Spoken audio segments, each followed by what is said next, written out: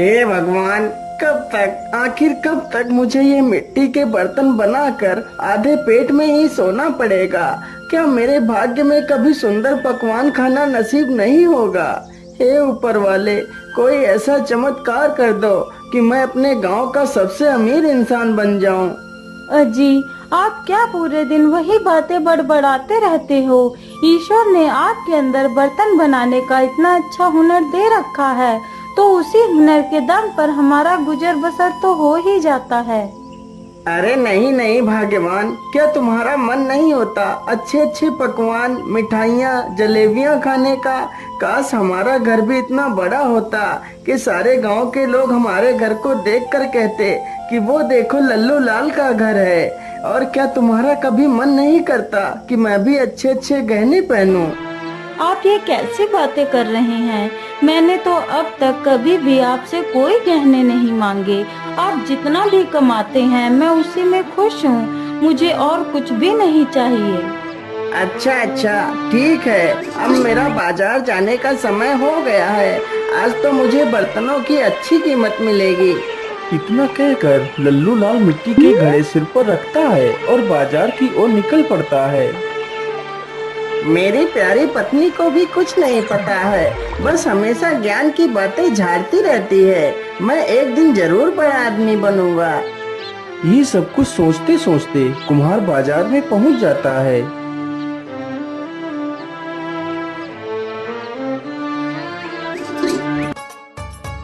आइए आइए भैया, बर्तन ले जाइए। देखिए कितने अच्छे बर्तन हैं। अरे भैया, यह बड़ा वाला मटका कितने रुपए का दे रहे हो?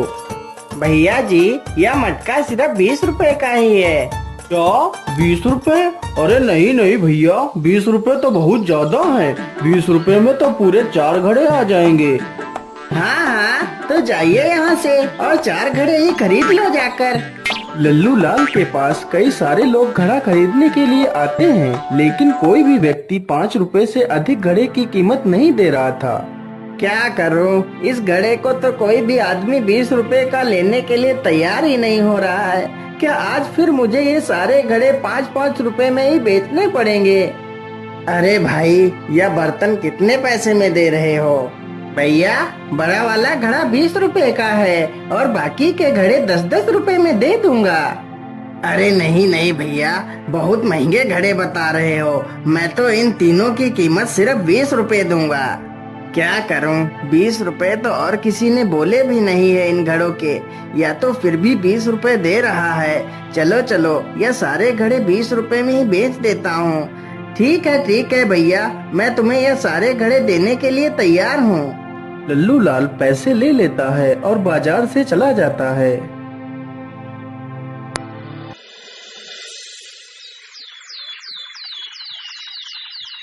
लल्लू लाल नदी के किनारे बैठकर बड़ा आदमी बनने के सपने देख रहा था।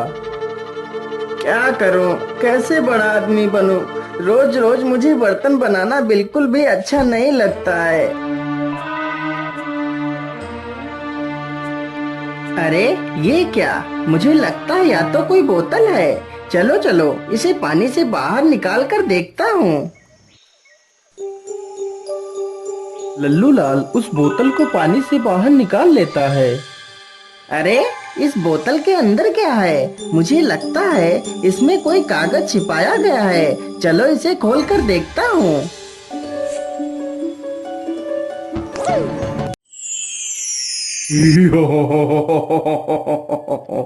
हुकुम मेरे आका, मैं तुम्हारा गुलाम हूँ। मुझे मत मारो, मैंने तुम्हारा कुछ नहीं बिगाड़ा। नहीं मेरे आका, मैं तुम्हारा गुलाम हूँ, मैं तुम्हें नहीं मार सकता। क्या क्या क्या गुलाम? तुम मेरे गुलाम हो? हाँ मेरे आका, मैं तुम्हारा गुलाम हूँ। तुम मुझसे अपनी कोई भी 3 ख्वाहिशें पूरी करवा सकते हो। मुझे लगता है जो कहानियाँ मेरी दादी बचपन में सुनाया करती थी, वह सारी बातें सच होती हैं। इसका मतलब मैं कोई सपना नहीं देख रहा हूँ। यह जिन तो मेरे कब्जे में है। मैं जो भी चाहूँ इससे करवा सकता हूँ। अरे जिन, क्या तुम मेरी सिर्फ 3 ही ख्वाहिशें पूरी करोगे? हाँ हाँ मेरे आका, मैं सिर्फ 3 ही ख्वाहिशें पूरी कर सकता हूँ। बोलिए तुम्हारी क्या ख्वाहिशें हैं? हे जिन, मेरी पहली ख्वाहिश ये है कि मेरा घर गांव का सबसे बड़ा घर बन जाए। इतना बड़ा घर हमारे जमींदार का भी ना हो। ठीक है मेरे आका, मैं तुम्हारी पहली ख्वाहिश को पूरा कर देता हूँ। जिन तुरंत ही अपने जादू से लल्लू लाल का घर बहुत ही सुंदर बना देता है। मेरे आका, मैंने तुम्हारा घर बहुत ही आलीशान बना दिया है। मांगिए आका, तुम्हारी दूसरी ख्वाहिश क्या है? क्या मांगू, क्या मांगू? अभी तो मुझे कुछ समझ ही नहीं आ रहा मैं इस जिन से और क्या मांगू। अरे मेरे जिन, मैं अपनी दूसरी ख्वाहिश अभी नहीं मांग सकता। मैं अपनी दूसरी ख्वाहिश तुम्हें सोच कर बताऊंगा। ठीक है मेरे आका, जैसी तुम्हारी मर्जी। तुम बाद में सोच कर अपनी ख्वाहिश मुझे बता देना। अब तुम्हारे पास सिर्फ 2 ही ख्वाहिशें बची हैं। चलो चलो, मैं जल्दी से यहाँ से अपने घर चलता हूँ और देखता हूँ मेरा नया घर कैसा बना है। लल्लू लाल जल्दी से अपने घर जाता है तो देखता है उसका घर अब झोपड़ी से बदलकर एक आलीशान बंगला बन गया है। यह देखकर लल्लू लाल की खुशी का कोई ठिकाना ही नहीं रहता।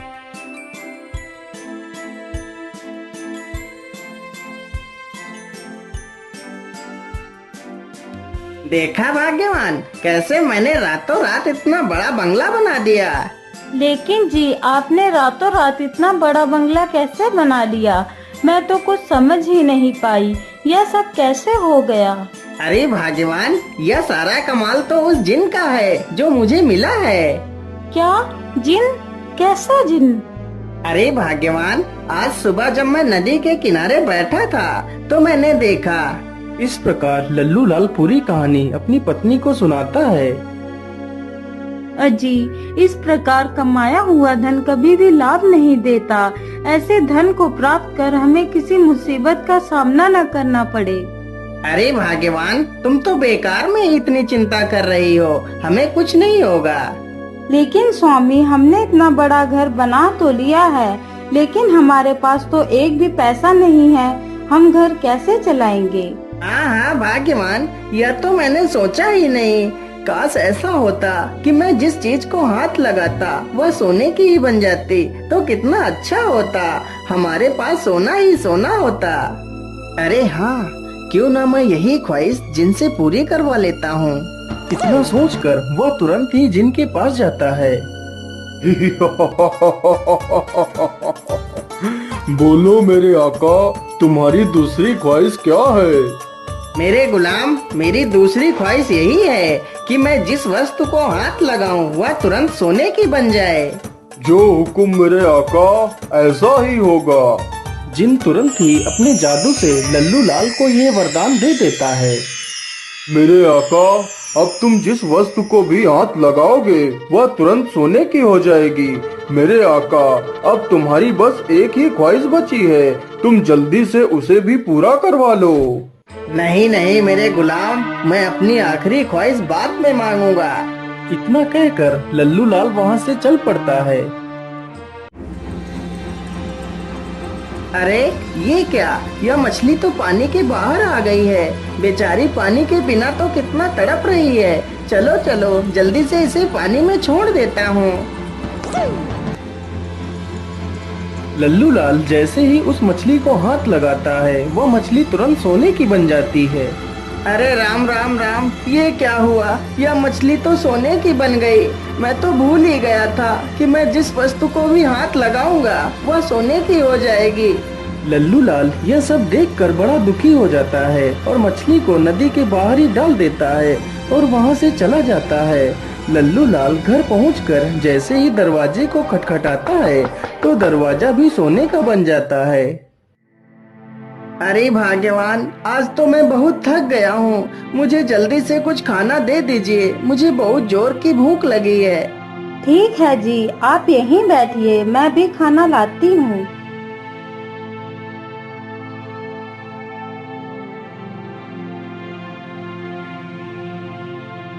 रोहिणी तुरंत ही उसे खाना देती है, लेकिन जैसे ही वह थाली को हाथ लगाता है तो वह थाली सोने की बन जाती है और वह खाना भी सोने का हो जाता है।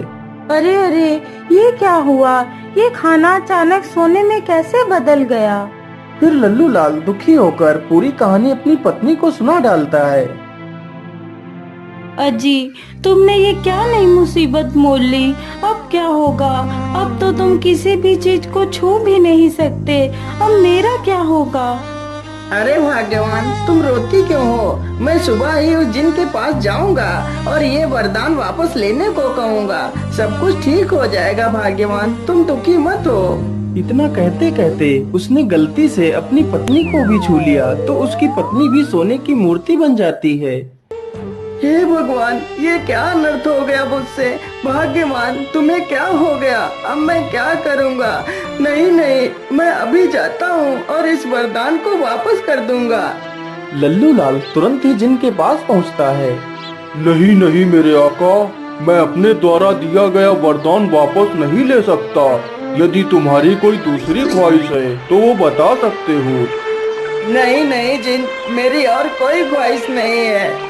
इतना सुनते ही जिन वहाँ से गायब हो जाता है और लल्लू लाल वहीं पर बैठकर रोने लगता है। तभी उसकी नजर उस बोतल पर पड़ती है जिसमें वह जिन रहता था। अरे, इसमें ये पर्ची कैसी पड़ी है? यह पर्ची तो मैंने पढ़ी ही नहीं थी। चलो चलो, इसे पढ़ लेता हूँ।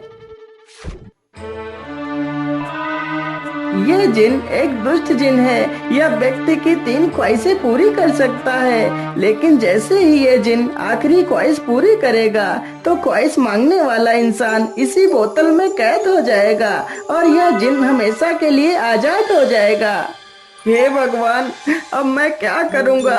यदि मैं इससे तीसरी ख्वाहिश मांगूंगा तो मैं इसी बोतल में कैद हो जाऊंगा। अरे नहीं नहीं, अब मैं क्या करूँ? किससे मदद मांगू? लल्लू लाल निराश होकर वहाँ से चला जाता है और एक पेड़ के नीचे बैठकर रोने लगता है। अब मैं अकेला क्या करूँगा भाग्यवान? काश मैंने तुम्हारी बात मानी होती और लालच ना किया होता तो आज तुम सुरक्षित होती। क्या बात है बेटा, तुम क्यों रो रहे हो? तुम्हें क्या कष्ट है? बाबा, मेरा नाम लल्लू लाल है। फिर लल्लू लाल अपनी पूरी कहानी उस साधु को सुनाता है। अब आप ही बताइए बाबा, मैं क्या करूं? क्या मेरी पत्नी कभी ठीक नहीं हो पाएगी? नहीं नहीं पुत्र, तुम्हारी पत्नी को ठीक करने का सिर्फ एक ही उपाय है। तो जल्दी से बताइए ना बाबा, मैं अपनी पत्नी को कैसे ठीक कर सकता हूँ? पुत्र, उसके लिए तुम्हें अमर कुंड का जल लाकर अपनी पत्नी पर छिड़कना होगा, तो तुम्हारी पत्नी पुनः पहले जैसी हो जाएगी और तुम्हारा यह वरदान भी नष्ट हो जाएगा। लेकिन बाबा, यह अमर कुंड कहाँ है? बेटा, यह अमर कुंड कौतूहल की पहाड़ियों में स्थित है। लेकिन बेटा, सावधानी से जाना, वहाँ पर एक मायावी राक्षस भी रहता है जो तुम्हें देखकर नुकसान भी पहुँचा सकता है। साधु की यह बात सुनकर लल्लू लाल तुरंत अपने घर की ओर निकल पड़ता है।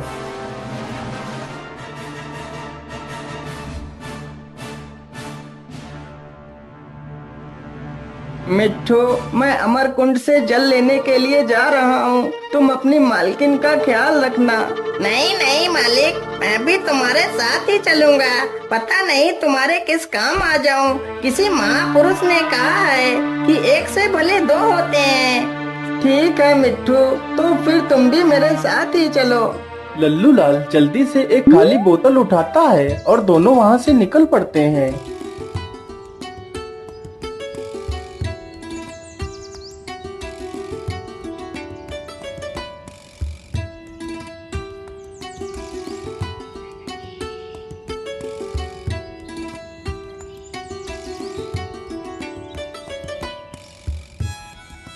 मालिक, मुझे लगता है वह अमर कुंड इस गुफा के अंदर ही होगा। हाँ हाँ मिट्ठू, तुम ठीक कहते हो। चलो जल्दी से इस गुफा के अंदर चलते हैं।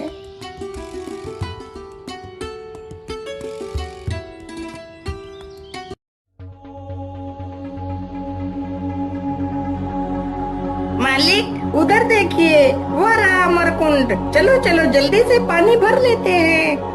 नहीं नहीं मिट्टू, अमरकुंड के पास जाने से पहले हमें सही ढंग से देख लेना चाहिए। यहाँ पर एक राक्षस भी रहता है। लल्लू लाल तुरंत ही जमीन पर पड़े एक पत्थर को उठाता है और अमरकुंड के पास फेंकता है। जैसे ही पत्थर अमरकुंड के पास गिरता है तो राक्षस तुरंत वहाँ पर आ जाता है।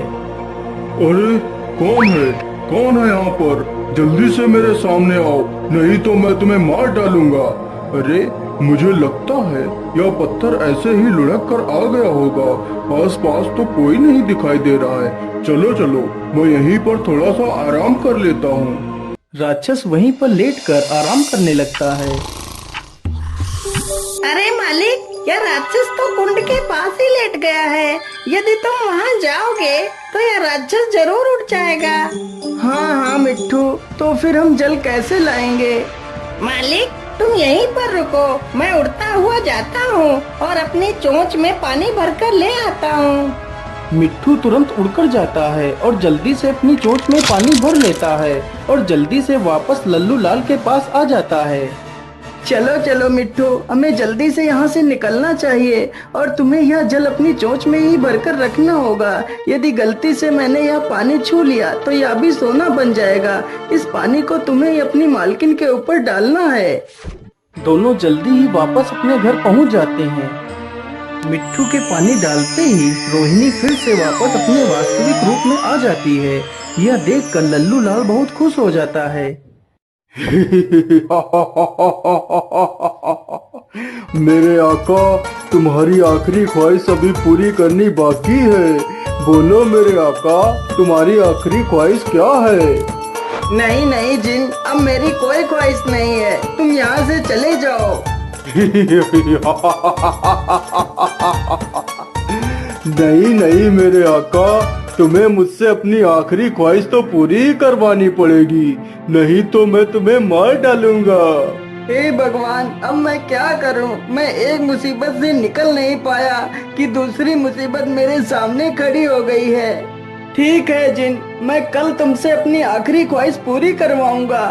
तो फिर ठीक है मेरे आका, मैं चलता हूँ। मैं कल फिर से आऊंगा।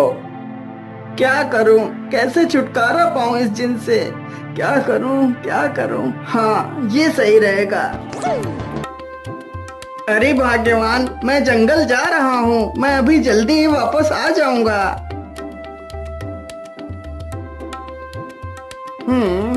मेरे हिसाब से यही बांस ठीक रहेगा। चलो इसे ही जल्दी से काट लेता हूँ। लल्लू लाल जल्दी से उस बांस को काटता है और बांस को लेकर अपने घर पहुंच जाता है और अपने घर के बाहर ही एक गड्ढा खोदकर बांस को उसी में गाड़ देता है।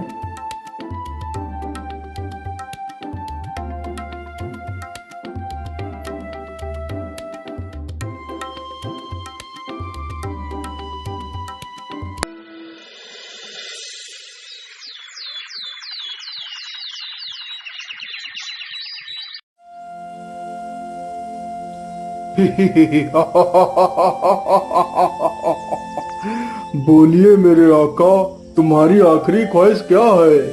अरे ओ मेरे गुलाम, मेरी आखिरी ख्वाहिश यही है कि जो यह बांस जमीन में गड़ा हुआ है, इस बांस पर तुम्हें 20 साल तक चढ़ना है और फिर नीचे उतरना है, फिर चढ़ना है और फिर नीचे उतरना है। यह कार्य तुम्हें लगातार 20 साल तक करना है। यह सुनकर तो जिन के होश उड़ जाते हैं। वह पहले दिन तो आसानी से चढ़ उतर लेता है।